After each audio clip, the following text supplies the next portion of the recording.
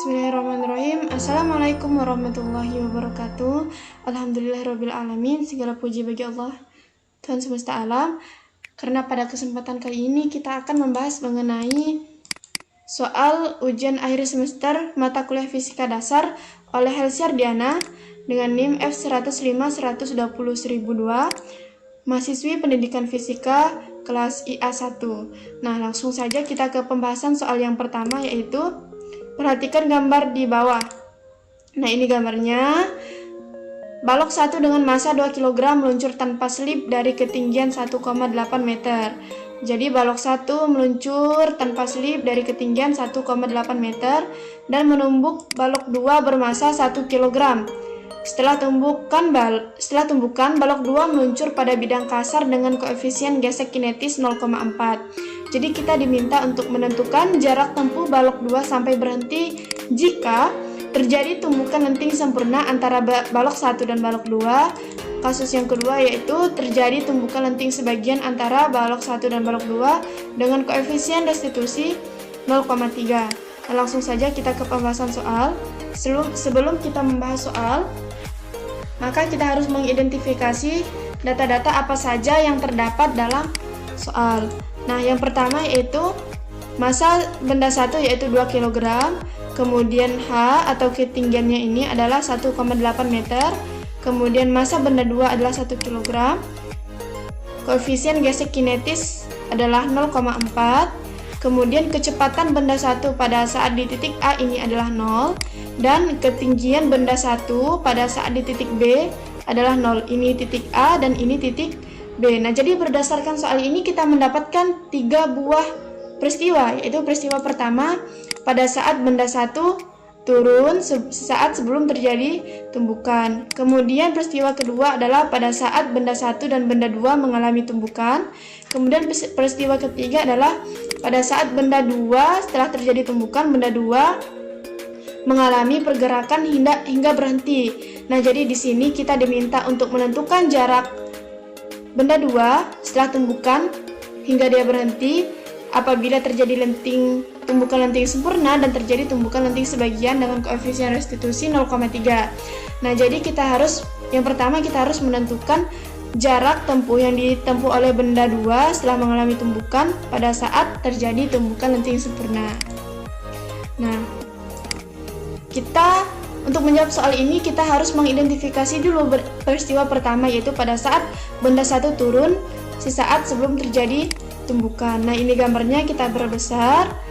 Kita untuk menjawab peristiwa ini adalah menggunakan hukum kekekalan energi, yaitu energi mekanik energi mekanik di titik A sama dengan energi mekanik di titik B.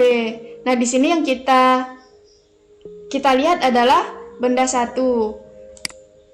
Energi potensial di titik A ditambah energi kinetik di titik A sama dengan energi potensial di titik B ditambah energi kinetik di titik B. Jadi kita masukkan rumusnya, yaitu M1 dikali G dikali HA ditambah setengah dikali M1 dikali VA kuadrat sama dengan M1 dikali G dikali HB ditambah 1/2 dikali M1 dikali VB kuadrat. Nah, di sini kita masukkan nilai-nilainya, di mana VA adalah 0 dan HB adalah 0.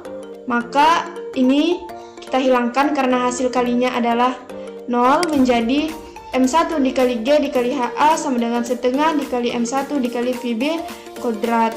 Nah, jadi karena ini M1-nya adalah memiliki nilai yang sama, maka tersisa G dikali HA sama dengan setengah dikali VB kuadrat. Nah, ini setengah bisa kita pindah ruaskan menjadi VB kuadrat sama dengan 2GH.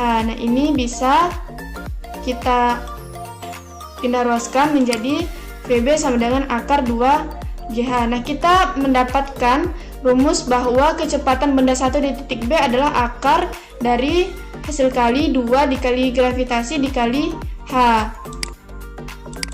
Nah, langsung saja VB kecepatan di titik B adalah kecepatan benda 1 di titik B akar 2GH.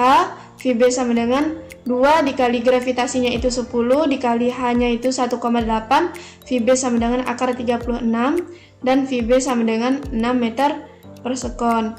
Nah, kita telah menjawab dari peristiwa pertama. Kemudian kita ke peristiwa kedua, yaitu pada saat benda 1 dan benda 2 mengalami tumbukan. Nah, pada saat benda 1 dan benda 2 bertumbukan, maka kita akan menggunakan hukum kekekalan momentum. Nah, peristiwanya ini kita perbesar, di mana benda 1 dan benda 2 mengalami tumbukan. Nah, kita menggunakan hukum kekekalan momentum, di mana momentum 1 sama dengan sigma momentum dari benda 2. Kita masukkan massa benda 1 dikali kecepatan benda 1 sebelum tumbukan ditambah massa benda 2 dikali kecepatan benda 2 sebelum tumbukan sama dengan massa benda 1 dikali kecepatan benda 1 setelah tumbukan ditambah massa benda 2 dikali kecepatan benda 2 setelah tumbukan. Nah, kita mengetahui kecepatan benda 1 sebelum tumbukan atau VB itu sama dengan 6 meter per sekon. Nah, jadi VB ini kita jadikan V1. Jadi massa benda 1 adalah 2, jadi 2 dikali 6 ditambah. Nah, benda pada saat sebelum terjadi tumbukan, benda 2 itu dalam keadaan diam. Nah, jadi kecepatan benda 2 adalah 0 dikali dengan massa benda 2 yaitu 1 sama dengan massa benda 1 2 dikali V1 aksen ditambah V2 aksen sama dengan 12 sama dengan 2V1 aksen ditambah V2 aksen. Nah, ini kita jadikan persamaan yang pertama. Kemudian setelah itu, karena benda mengalami tumbukan lenting sempurna, maka koefisien restitusinya adalah 1. Nah, untuk mencari kecepatan dari masing-masing benda setelah tumbukan, kita bisa menggunakan persamaan dari koefisien restitusi, di mana E sama dengan min V2 aksen dikurang V1 aksen per V2 dikurang V1 aksen. Nah, tinggal kita masukkan bahwa V1-nya ini 6, E sama dengan V2 aksen dikurang V1 aksen per 6. Nah, jadi karena E-nya ini 1, E-nya ini 1, jadi 6 kita pindah ruaskan ke sini, jadi 6 dikali 1 sama dengan 6 sama dengan V2 aksen dikurang V1 aksen. Nah, ini jadi kita jadikan persamaan yang kedua. Nah, berdasarkan persamaan yang 1 dan persamaan 2, kita bisa mengeliminasi apa saja untuk mencari kecepatan setelah tumbukan. Nah, di sini saya menggunakan eliminasi V2 aksen atau kecepatan benda 2 setelah tumbukan dari persamaan 1 dan 2. Nah, kita masukkan masing-masing persamaannya. Kemudian, karena eliminasi maka kita harus menghilangkan salah satu, baik itu V1 aksen ataupun V2 aksen. Nah, karena di sini kita akan menghilangkan V2 aksen, maka ini kan positif kita kurangkan, jadi V2 aksen dikurang V2 aksen, hasilnya adalah 0. Kemudian 2 V1 aksen dikurang min V1 aksen, maka jadinya adalah ditambah. Jadi 2 V1 aksen ditambah V1 aksen sama dengan 3 V1 aksen, dan 12 dikurang 6 sama dengan 6. Jadi V1 aksen sama dengan 2. Jadi kecepatan benda 1 setelah tumbukan adalah 2 meter per sekon. Kemudian kita akan mencari V2 aksen dengan memasukkan V1 aksen ke dalam persamaan 2. Ini bisa kita masukkan ke persamaan apa saja, baik itu persamaan 1 maupun persamaan 2. Namun tergantung kita harus mencari yang lebih mudah pengerjaannya. Nah, jadi di sini saya mengambil persamaan 2 agar lebih mudah cara pengerjaannya. Jadi kita masukkan V1-nya itu tadi 2. V2 aksen sama dengan 6. Ini kita pindah ruaskan min 2 jadi plus 2. Jadi 6 ditambah 2 adalah 8 meter per sekon. Nah, setelah benda 1 dan benda 2 bertumbukan, jarak tempuh benda 2 hingga berhenti adalah, nah, ini dia. Kita akan melihat sketsa atau gambar dari pergerakan benda 2. Nah, benda 2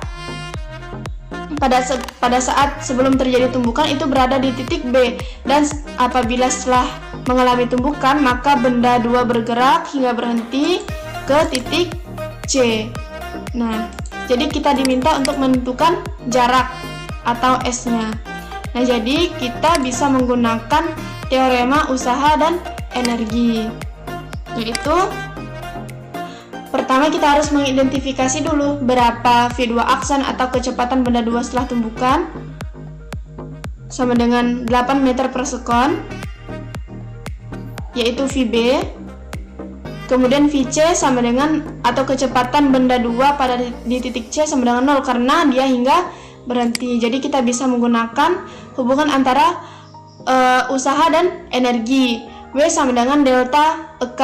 W sama dengan delta energi kinetik. Usaha sama dengan energi kinetik di titik C dikurang energi kinetik di titik B. Jadi usaha sama dengan F dikali S. Nah, karena di sini gaya yang berpengaruh adalah gaya gesek dan gaya gesek itu berlawanan dengan arah perpindahan, maka di sini kita menggunakan negatif karena arah gayanya itu berlawanan dengan perpindahan. F negatif gaya gesek dikali S atau jarak sama dengan setengah dikali massa benda 2 dikali VC atau kecepatan di titik C kuadrat dikurang setengah dikali massa benda 2 dikali VB atau kecepatan di titik B setelah tumbukan. Nah, di sini F gesek atau gaya geseknya bisa kita ganti menjadi μk dikali N atau koefisien gesek kinetis dikali gaya normalnya. Nah, tinggal kita masukkan jadi 0,4 dikali M dikali G dikali S atau jarak sama dengan min setengah dikali 1. Karena ini hasilnya adalah 0, jadi kita bisa menggunakan ini min setengah dikali 1 dikali 8 kuadrat. Nah, jadi min kita masukkan semua nilainya, hasilnya adalah negatif 4 dikali S atau jarak sama dengan negatif 32. Jadi min 4S sama dengan negatif 32, jadi ini bisa kita pindah ruaskan menjadi S sama dengan min 32 per min 4. Jadi jaraknya yang ditempuh adalah 8 meter. Jadi jarak tempuh benda 2 apabila benda 1 dan benda 2 mengalami tumbukan lenting sempurna adalah 8 meter. Kemudian kasus yang kedua adalah jarak tempuh benda 2 sampai berhenti jika mengalami tumbukan lenting sebagian dengan koefisien restitusi 0,3. Cara pengerjaannya sama seperti tadi, yaitu tinggal kita masukkan V1 sama dengan 6 meter per sekon, V2 sama dengan 0 atau V1 sebelum tumbukan adalah 6 meter per sekon dan kecepatan benda 2 sebelum tumbukan adalah 0. Kemudian kita masih menggunakan hukum kekekalan momentum. Seperti tadi,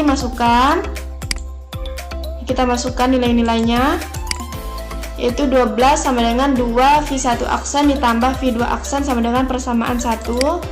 Sama seperti tadi, karena benda mengalami tumbukan lenting sebagian, jadi kita bisa menggunakan koefisien restitusi sama dengan 0,3.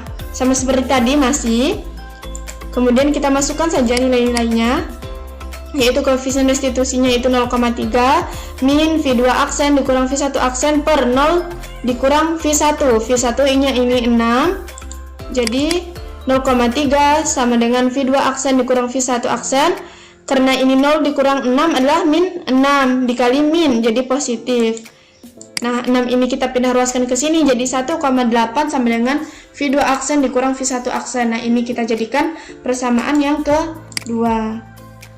Maka sama seperti tadi, kita bisa menggunakan eliminasi V2 aksen dari persamaan 1 dan 2. 2 V1 aksen ditambah V2 aksen sama dengan 12 min V1 aksen ditambah V2 aksen sama dengan 1 dikurang 8. Ini dikurang V2 aksen dikurang V2 aksen, ini hasilnya adalah 0. Sama seperti tadi, 3 V1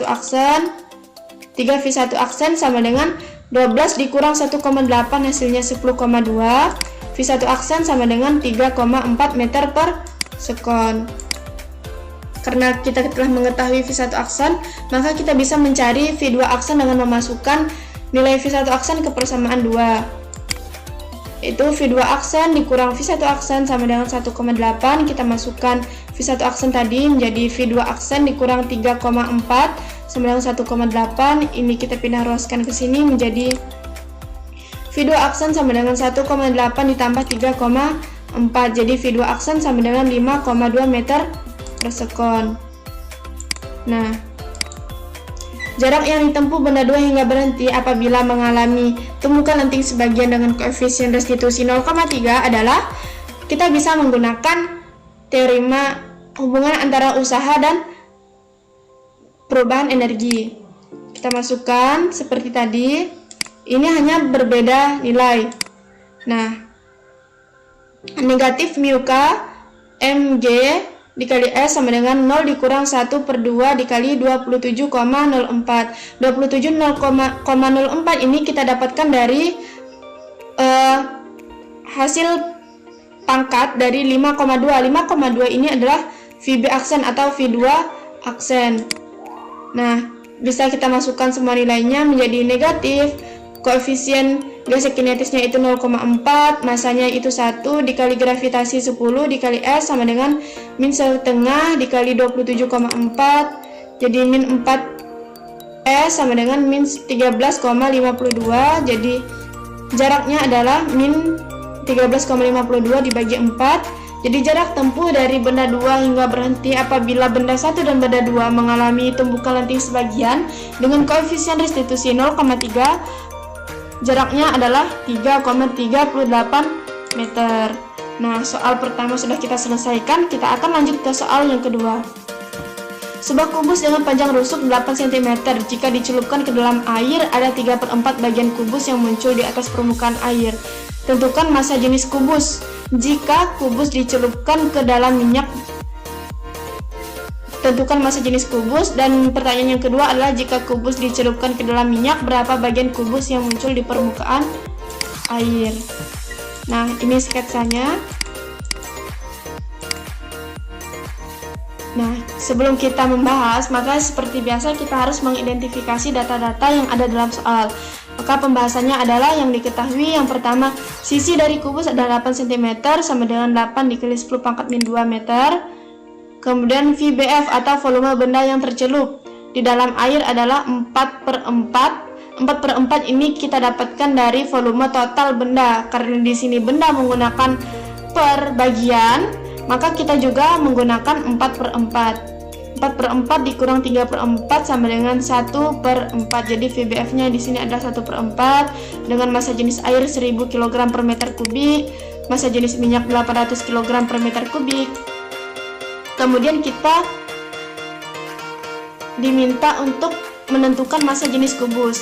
Nah, menentukan massa jenis kubus adalah kita bisa menggunakan hubungan dari gaya angkat air dan gaya berat dari kubus itu sendiri. Nah, FA sama dengan W. Jadi gaya angkat air adalah sama dengan gaya berat benda karena ini mengapung. Kemudian FA-nya ini kita ganti menjadi rho A sama dengan G dikali VBF sama dengan rho B dikali G dikali VB. Karena ini dalam keadaan setimbang, maka FA sama dengan W. Jadi rho cairnya kita masukkan 1000 dikali 1/4 karena G-nya ini sama, jadi kita hilangkan menjadi rho B dikali volume benda total menjadi 1. Jadi massa jenis benda atau massa jenis kubus adalah 250 kg per meter kubik. Kemudian yang kedua adalah jika kubus dicelupkan ke dalam minyak, berapa bagian kubus yang muncul di permukaan minyak. Nah, jadi ini adalah sketsanya. Jika kubus dicelupkan ke dalam minyak, berapa bagian kubus yang muncul di atas permukaan minyak. Sama seperti tadi, karena dalam keadaan yang setimbang, maka gaya angkat dari bagian kubus yang tercelup sama dengan gaya berat dari kubus itu sendiri. Rho A sama dengan G dikali VBF sama dengan rho B, massa jenis benda atau massa jenis kubus dikali G dikali VB sama dengan, ini kita hilangkan, rho A dikali VBF sama dengan rho B dikali VB, jadi 800 dikali VBF sama dengan 250 dikali 1. Nah, jadi tinggal kita masukkan. Jadi VBF sama dengan 250 per 800. Nah, ini bisa kita sederhanakan menjadi VBF sama dengan 5 per 16. Jadi volume benda yang tercelup ke dalam air adalah 5 per 16. Namun yang ditanya di sini adalah berapa bagian kubus yang muncul di permukaan minyak. Jadi bagian kubus yang muncul di atas permukaan minyak bisa kita cari dengan menggunakan mengurangkan volume total benda dikurang volume benda yang tercelup. Volume benda yang muncul atau volume kubus yang muncul di atas permukaan minyak sama dengan 16/16 karena V totalnya itu 1, sedangkan ini menggunakan pecahan per 16, jadi bisa kita menggunakan 16/16. Sebenarnya sama juga, jadi 16/16 itu hasilnya adalah 1, bisa kita ganti dengan 16/16 dikurang 5/16. Jadi volume kubus yang muncul sama dengan 11/16. Kemudian soal yang ketiga, perhatikan gambar di samping. Nah, ini gambarnya. Sebuah wadah diisi dengan air sampai kedalaman H sama dengan 25 meter. Jadi, sebuah wadah diisi air dengan sampai kedalaman H sama dengan 2,5 meter. Wadah disegel dengan kuat dan di atas air ada tekanan udara sebesar P1 sama dengan 1,34 dikali 10⁵ Pascal. Dan sebuah lubang dibuat pada ketinggian H sama dengan 1 meter di atas wadah, di atas dasar wadah. Jadi lubang dibuat 1 meter di atas dasar wadah. Kita diminta untuk menentukan laju semburan pertama air keluar dari lubang pada saat masih tertutup. Kemudian jika segel bocor dan udara di atas air terbuka terhadap atmosfer, maka kita diminta untuk menentukan laju semburan air sekarang dengan PO atau tekanan atmosfernya adalah 1,05 dikali 10⁵ Pascal dengan gravitasi 10 meter per sekon kuadrat. Dengan C sama dengan kemudian yang C kita diminta untuk menentukan perbandingan jarak pancar air yang keluar dari lubang. Jika H1 sama dengan 0,5, H2 adalah 1,25 meter dan H3 adalah 2 meter. Nah, langsung saja kita ke pembahasan. Sebelum pembahasan, kita harus mengidentifikasi data-data yang terdapat dalam soal. Nah, hanya ini 2,5 meter. H2 adalah 1 meter dengan P1 ini 134.000 PA. H1 1,5 meter. Kemudian tekanan atmosfer 1,5 dikali 10⁵ Pascal sama dengan 105.000 Pascal. Dengan massa jenis air 1000 kg per meter kubik, maka kita akan menentukan laju air yang keluar saat tutup disegel. Nah, ini bisa kita menggunakan persamaan Bernoulli. Kita gunakan prinsip Torricelli pada hukum Bernoulli. Nah, jadi P1 ditambah rho GH1 ditambah setengah rho V1 kuadrat sama dengan P2 ditambah rho GH2 ditambah setengah rho V2 kuadrat. Ini kita masukkan saja nilainya, 134.000 ditambah 1000 ditambah 10 dikali 10 dikali 1,5 ditambah 1/2 dikali rho dikali 0 sama dengan 105.000 ditambah rho dikali G dikali 0 ditambah 1/2 dikali 1000 dikali V2 kuadrat. Nah, ini bisa kita operasikan langsung saja menjadi 134.000 ditambah 15.000 sama dengan 105.000 ditambah 500 V2 kuadrat. Nah, ini kita jumlahkan menjadi 149.000 sama dengan 105.000 ditambah 500 V2 kuadrat. Hasilnya adalah 44.000 sama dengan 500 V2 kuadrat. Jadi V2 kuadrat adalah hasil bagi dari 44.000 dibagi 500 dan V2 kuadrat adalah 88. Jadi V2-nya adalah akar 88 meter per sekon. Nah, jadi kecepatan air pada saat wadah disegel adalah akar 88 meter per sekon. Kemudian pertanyaan yang kedua, jika segel dibuka, hitung laju semburan air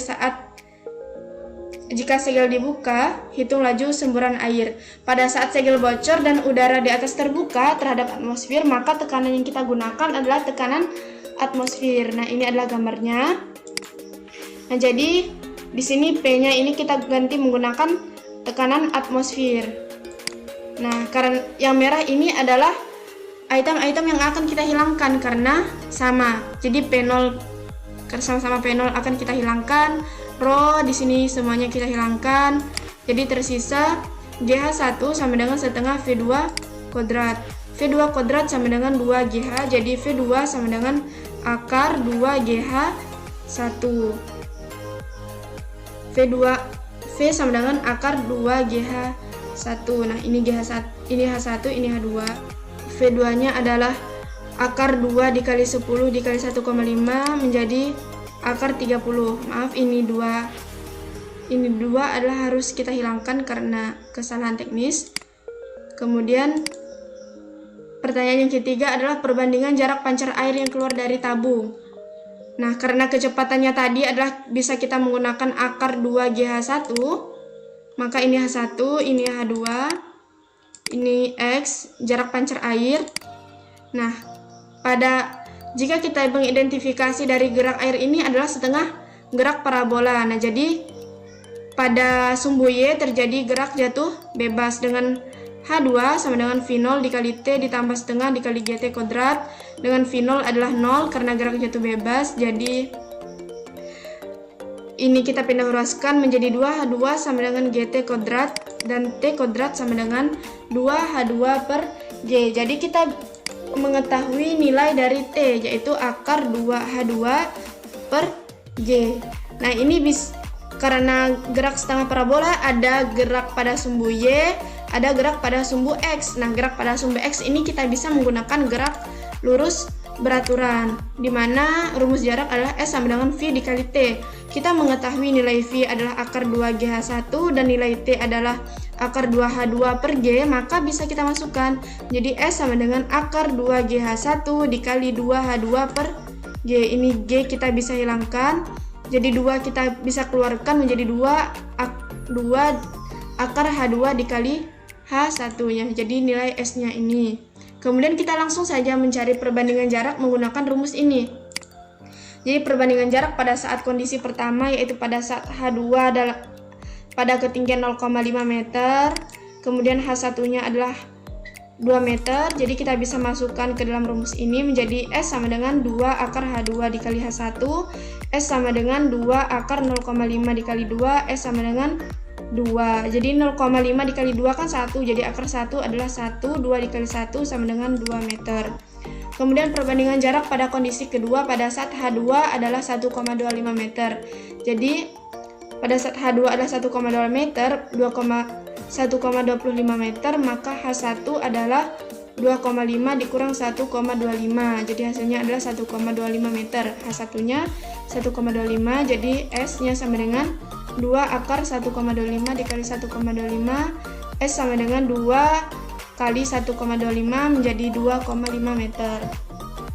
Kemudian perbandingan jarak pada kondisi yang ketiga yaitu H2 sama dengan 2 meter, H2-nya ini 2 meter, kemudian H1-nya sama dengan 0,5, jadi tinggal kita masukkan seperti tadi, S sama dengan 2 akar 2 dikali 0,5, jadi S sama dengan 2 meter. Nah, jadi perbandingan antara kondisi 1, kondisi 2, dan kondisi 3 adalah 2 dibanding 2,5 berbanding 2, ini kita bisa sederhanakan menjadi 4 berbanding 5 berbanding 4. Nah, jadi perbandingan jaraknya adalah 4 berbanding 5 berbanding 4. Kemudian soal nomor 5, soal yang terakhir. Gambar di samping merupakan bola yang dilempar berputar searah jarum jam. Jadi bola ini dilempar searah jarum jam, berputar searah jarum jam, arah kecepatan udara ke atas. Kecepatan udaranya ke atas, kemudian kita diminta untuk melukiskan bentuk lintasan pergerakan bola di udara tersebut. Kemudian jelaskan mengapa bentuk lintasan pergerakan bola itu sesuai dengan gambar yang Anda buat. Nah, jadi pembahasannya ini seperti ini.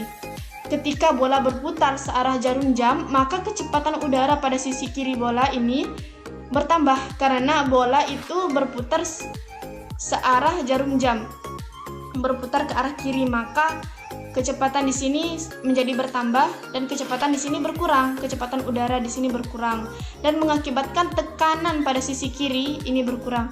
Sebagaimana dengan hukum Bernoulli, semakin besar kecepatan suatu fluida maka tekanannya semakin berkurang. Berarti kecepatan fluida ini berbanding terbalik dengan tekanan fluida. Nah, sedangkan pada sisi kanan bola yang berkebalikan dengan arah perputaran bola memiliki kecepatan fluida yang lebih rendah daripada kecepatan pada sisi kiri bola, sehingga tekanan pada sisi kanan bola ini lebih besar daripada sisi kiri bola. Nah, ini kanan, ini kiri, sehingga Hal ini mengakibatkan tekanan yang lebih besar dari sisi kanan akan mendorong pergerakan bola ke arah kiri karena tekanannya. Tekanan ini mendorong bola ke arah kiri, sehingga bentuk lintasannya menjadi seperti ini. Nah, jadi bola akan berbelok ke arah kiri. Nah, jadi arah gambarnya ini seperti ini, bola akan bergerak ke arah kiri, berbelok ke arah kiri dikarenakan tekanan di sebelah sisi kanan lebih besar daripada sisi kiri. Mungkin sekian penjelasan dari saya. Terima kasih. Quotes kita kali ini adalah bersyukur adalah kunci kebahagiaan. Maka kita harus senantiasa bersyukur atas segala apa yang kita peroleh dan kita terima dari Allah Subhanahu wa taala. Terima kasih. Sekian dari saya. Wassalamualaikum warahmatullahi wabarakatuh.